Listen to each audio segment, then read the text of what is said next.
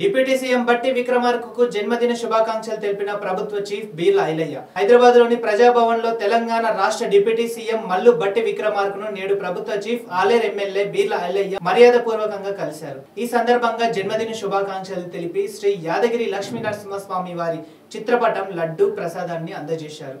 వీరితో పాటు యాదాద్రి ఆలయ ఈవో భాస్కర్ రావు ఉన్నారు.